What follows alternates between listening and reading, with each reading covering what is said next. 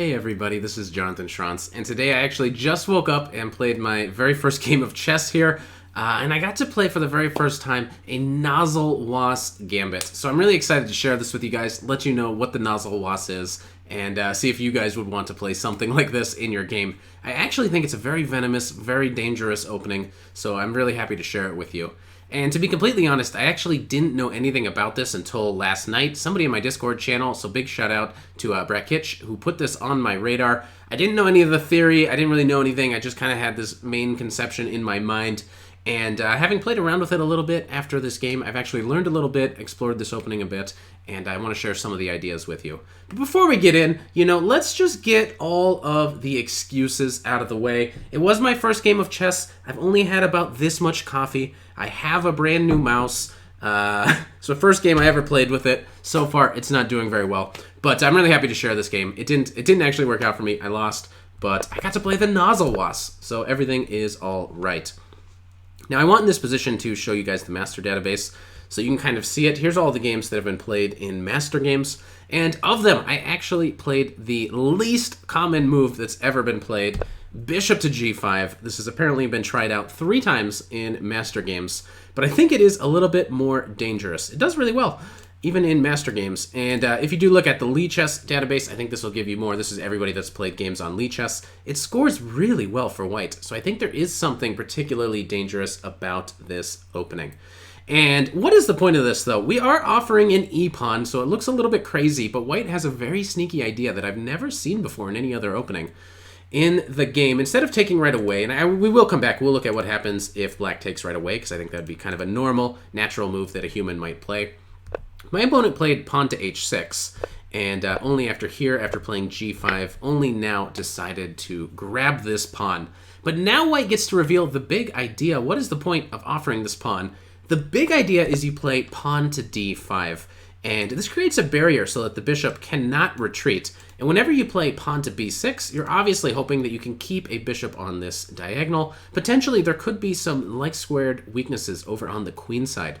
And now knight to c3 will come with tempo. We're going to be able to kick this bishop back somewhere on this diagonal. Potentially, we're also going to be able to get a rook on the e-file. That could be really useful, especially if it takes black a little bit longer to get developed than it will for us as the white here. And there's a lot more dangerous ideas too. Once the knight is on c3, what happened in my game is I just got to play knight to b5 under really good circumstances, and I got a tremendously crushing position right out of the gate. And having explored this with the computer, there's ideas of playing like h4, knight f3, knight e5, these kinds of ideas. We'll see a little bit of how this actually plays out in a real game here. My opponent played bishop to g7, so I played knight to c3, attacking the bishop, making the bishop run away, and yeah, knight f3, just developing. h4 is also probably a very sensible move here. We can just quickly pop the computer on just for a second. The computer will recommend g4, which I actually think is a little bit hard for a human to play, because it does offer this as a sacrifice, but you can already kind of tell at some point the computer even favors this. We'll just get kind of a basic idea of where things change. In this position, it does look like it's a little bit better for black, obviously. The computer does play h6, but then after bishop h5 kind of changes its mind. It's really not that bad for white at all. In here already, it looks like I have a very comfortable position after these few moves here.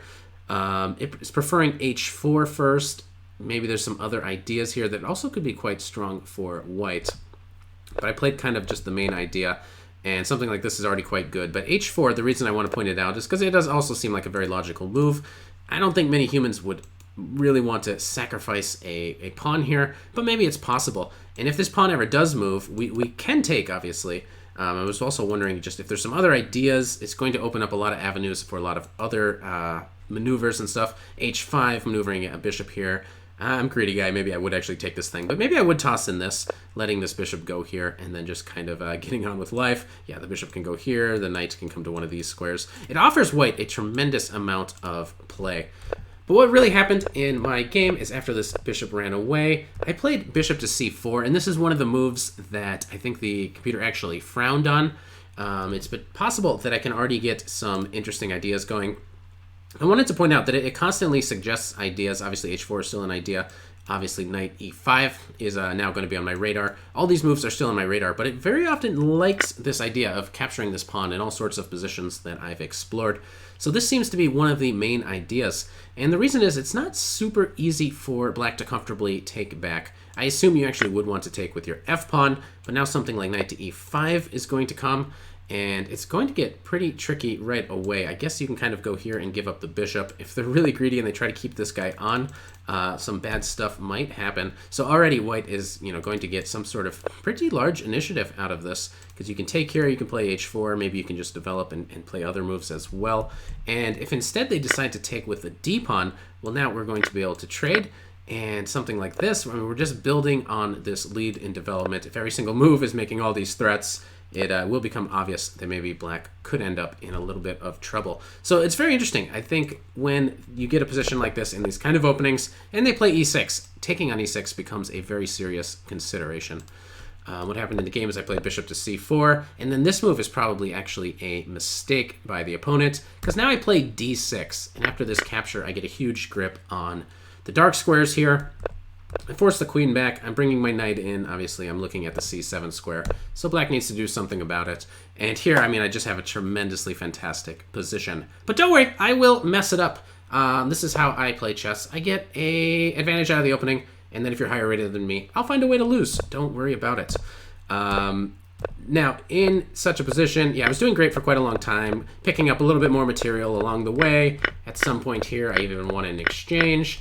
And then what happened is black eventually gets a lot of pressure against g2, and I utterly collapse. So after something like this, we get some of the stuff off. And around here, I'm happy. We get the queens off. I'm so happy. I play c4. This is the move that actually loses, and then oopsie daisy, the bishop knight checkmate just hit. I was so shocked. I could not believe my eyes. But again, first game of the day. I'm not going to hold it against myself. But okay, a little bit embarrassing, but I still wanted to share this idea with you. I mean, it's just really fascinating to me. Just the idea of if they take here. Let's look at what happens if they don't do h6, g5. You can still just play pawn to d5. And if they avoid this h6 stuff and they just bring a knight out, for example, knight to c3, I don't know, it feels like it's going to end up being pretty good for white, at least in a practical game, in a blitz game, a bullet game. You really do get a pretty strong initiative right away. It's already not super easy for black to move. The knight, it doesn't have a square. How do you get the bishop into the game? I mean, if I were black, I'd actually be feeling just a little bit of pressure here. And again, now if they play a move like e6, what humans are doing is they're playing bishop to c4. But I am sort of getting an idea, having looked at this for a little bit. This might not be the most, the best idea.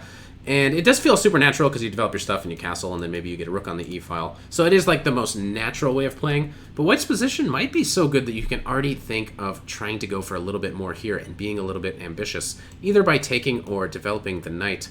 Okay, something like knight to e5. If they take, we're going to be able to take here. This might be, and I've seen lines like this where it often sacrifices this pawn and plays like queen to e2 and these kinds of lines. I don't know how human this is. I think a simpler idea might just be to take here, where again, if they take either way, hopefully we can get an initiative.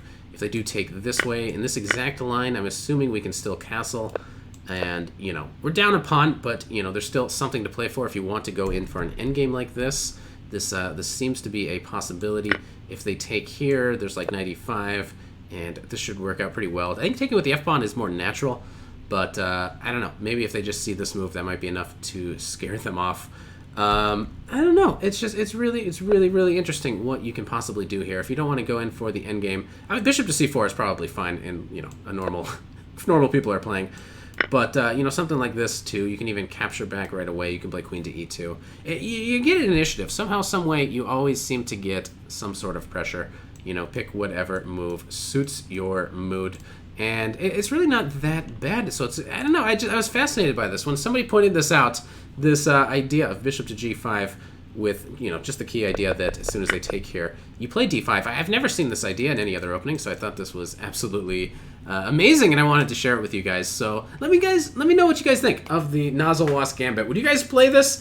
it might be a little bit dubious, but maybe white can actually get a big initiative and crush your opponents. So I recommend you try it out. Let me know how it goes in the comments below.